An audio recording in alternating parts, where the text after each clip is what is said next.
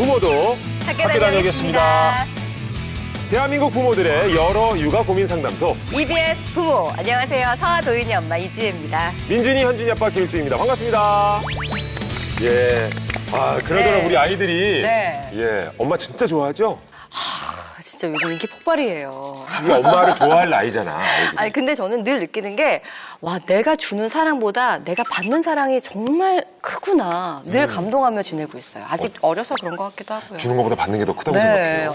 이런 사랑을 받아본 적이 없어요. 이야, 그거 놀랍네. 네. 그래요? 저는 좀 더 왔으면 좋겠는데. 아빠들은 조금 또 서운할 때가 있긴 있거든요. 그렇죠. 아이들에게. 네. 그러니까 요 때만 네. 그렇다면서요. 그렇죠. 이제 그 맛에 키우는 것 같아요. 한 대여섯 살 때까지 애들 보는 게 그 후로 효도 다 아는 것 같아요. 아, 그 기간에?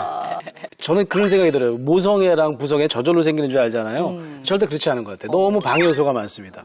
아이가 길이 좀 날카로워도 좀 힘든 것 같고 부부 사이가 별로 안 좋아도 쉽지 않은 것 같고 근데 아이가 정말 이쁘고 귀엽다. 그러면 굉장히 유리한 조건인 것 같아요.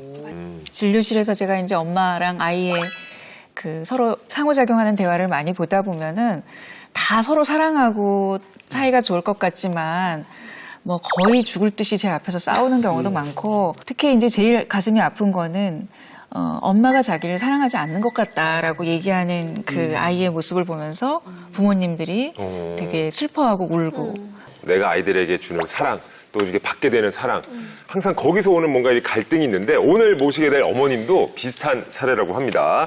자, 영상으로 먼저 만나보시죠.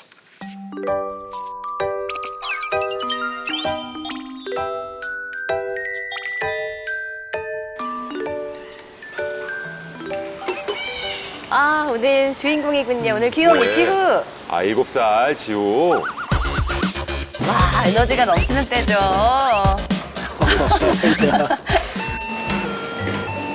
아이고, 넘어졌구나. 아, 뭐 넘어지는 거야 다반사지 뭐. 아이고, 아프겠다. 많이 다쳤네.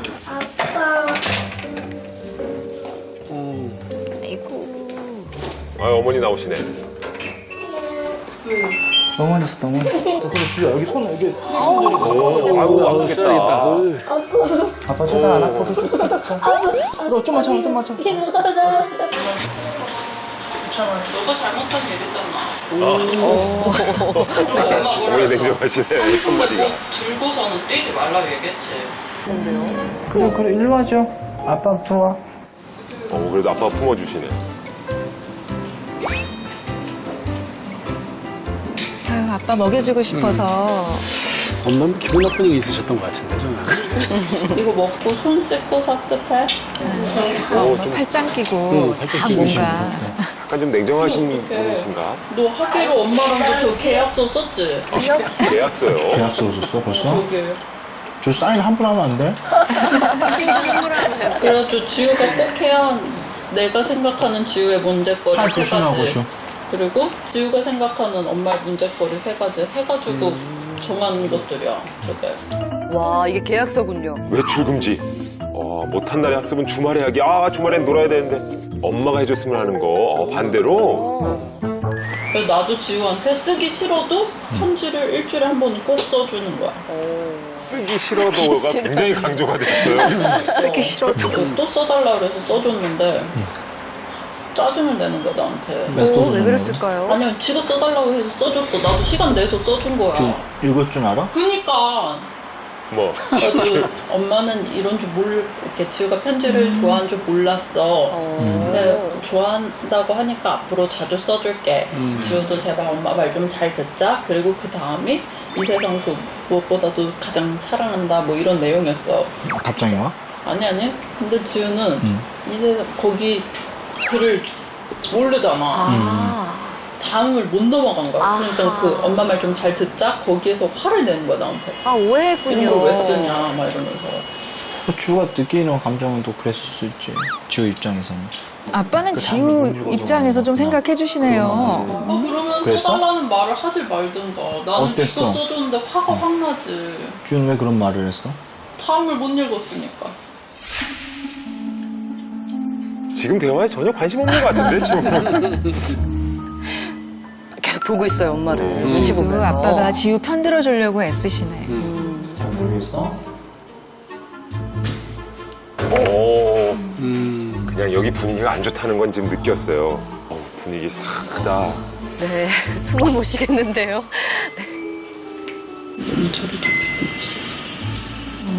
너무 잘해줄 필요 없다고. 중간에 아버님 굉장히 불편하겠다. 네, 이게 지금 약간 분위기가.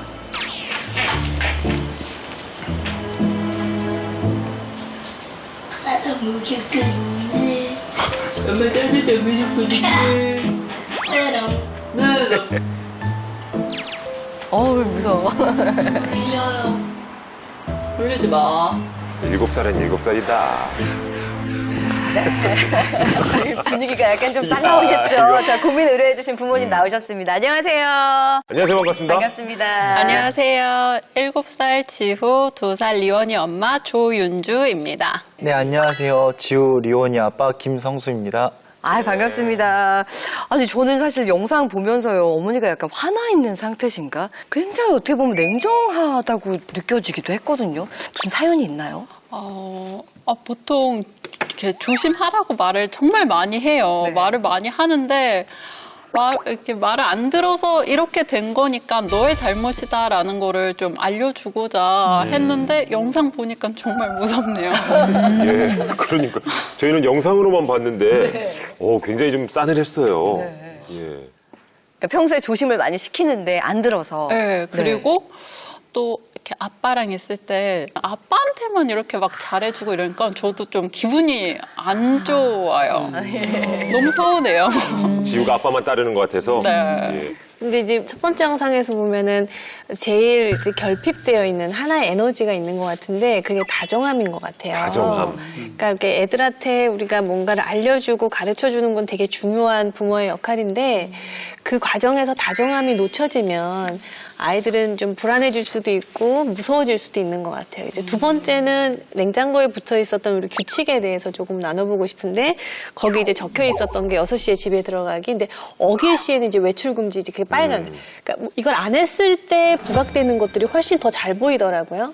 그다음에 이제 지우가 지금 7살 초등학교 들어가기 전이잖아요. 지금 엄마 아빠랑 셋이 이렇게 간식을 먹고 이야기를 나누는데 지우는 한마디도 안 하잖아요. 그죠? 그러니까 지우 마음속에도 어떤 마음, 생각, 바람, 필요, 감정 이런 게 지금 있어 보이는데 그런 것들에 대한 이해가 어떻게 보면 해야 되는 그 역할이나 규칙보다 더 선행돼야 되는 건 아닌가 하는 생각이 저는 조금 들었어요. 네. 규칙보다는 벌칙이 좀 더 눈에 띄고. 네. 예. 그렇죠. 네. 자, 저는 또 궁금한 게 어쨌든 지우는 안 지켰을 시에 벌칙이 있잖아요. 엄마도 만약에 지켜야 될 걸 못 지키면 벌칙이 따로 있나요? 전 안 지키질 않아요. 다 지켜요. 다 지켜. 자신감. 엄마는 또 지키고 계시고. 혹시나 안 지키면. 아직까지는 그런 적이 없어가지고. 네. 예. 그러실 것 같아요. 저희가 이제 그 사전에 상담을 조금 진행을 했었어요. 그래서 우리 어머니의 신념 검사를 조금 해봤는데 첫 번째가 보면 우리 어머님의 기준 자체가 굉장히 높은 엄격한 기준이라는 신념을 갖고 계세요. 그리고 두 번째는 처벌의 신념이 꽤 높이 나오셨는데 이 처벌은 잘못했을 때는 용서는 없이 처벌받아야 돼가 있어요. 그러니까 냉정할 수 있잖아요. 이 신념 체계가 높으면 언제나 열심히 해요. 근데 이게 나한테만 적용되는 게 아니라 내 주변을 둘러싼 사람들한테도 그걸 이제 강요하게 될 수가 있는 거죠. 왜냐하면 신념이라는 체계 자체가 나의 믿음 체계니까. 근데 문제는 이 신념이 아이에게 주입이 될 때에는요, 불안해집니다. 엄마의 기준이 항상 높고 잘못했을 땐 처벌을 받아야 된다라고 믿고 있기 때문에 거기에 부합한다는 게 아이한테 너무 힘든 일이 되고 마음은 굉장히 두렵고 불안할 수 있다는 거죠. 그래서 그 부분에 대한 건 우리가 조금 지켜볼 필요가 있을 것 같아요. 지금 다 이렇게 메모를 하시면서 굉장히 열심히 이렇게 듣고 계시거든요. 근데 아빠의 경우가 궁금해요. 아빠도 좀 기준이 높은 편이신가요? 엄마가 아들에게 이렇게 기준이 높으니까 저까지 그걸 요구하게 되면 너무 힘들어할 것 같고 기준은 저는 건강만 해라. 너 예. 하고 싶은 좋아하는 일을 찾기만 해라라는 식이에요. 지금 말씀하신 것 중에 굉장히 이제 주의 깊게 드는 게 부모님의 대화가 네가 넘어졌잖아. 네 책임이야. 나는 공감 못 해주겠어. 엄마의 태도는 그렇잖아. 너가 잘못한 일이잖아. 그리고 엄마 뭐라 그랬어? 한 손에 뭐 들고서는 뛰지 말라고 얘기했지. 그래서 우리가 잔소리 얘기도 예전에 한번 한 적이 있었는데 이게 따뜻한 잔소리를 해야 돼요. 어떻게 잔소리가 따뜻할 수가 있어요. 잔소리 끝에 보상이 있으면 살짝 따뜻해집니다. 뭘 주는 거예요. 뭐 예를 들면 좀 조심하면 안 다쳐서 더 오래 놀 수 있어. 더 오래 놀게 해줄게. 뭐 이 시간에 집에 들어가면 잠 안 자고 엄마랑 같이 뭐 더 하자. 뭐 읽어줄게. 뭐 놀아줄게. 그러니까 살짝 아이들은 이게 잔소리라고 생각을 안 합니다. 그래서 실제로 아이들 기분이 좋아지게 만드는 거예요. 네. 근데 어제 그런 일이 있었거든요. 어떤 일이요? 그러니까 아이가 풍선을 막 타고 놀다가 빵 터져버린 거예요. 그래서 얘가 순간 엄마한테 혼날까봐 확 긴장을 하더라고요. 눈치를 제가 보지. 엄마 터졌어 이러길래 괜찮아 안 다쳤어 이렇게 한마디 했거든요.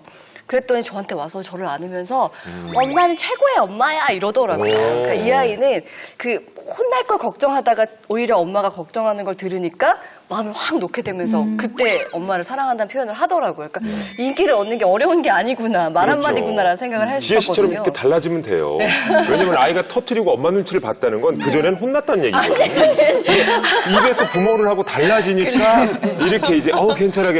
그래서 우리 아이도 이제는 우리 엄마가 달라졌네. 네, 잘 나오신 네. 겁니다. 아니요.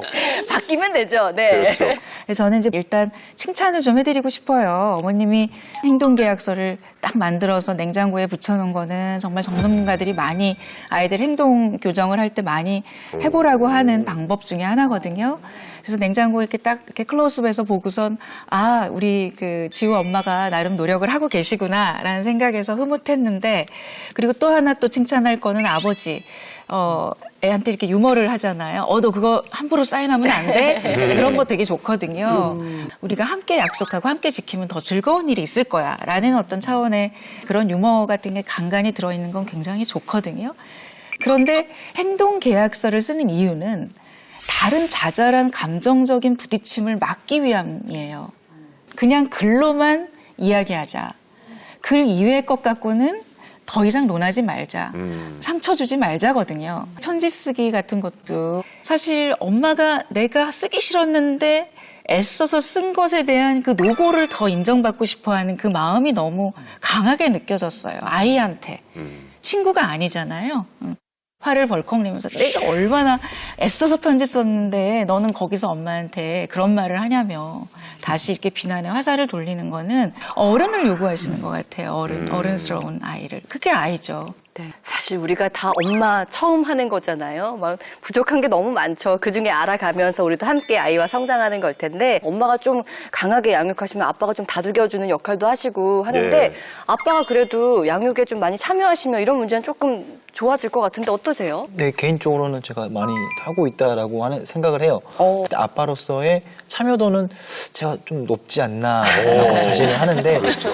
자, 그러면은 우리 아버님의 육아 방식은 또 어떤신지 저희가 영상으로 담아봤습니다.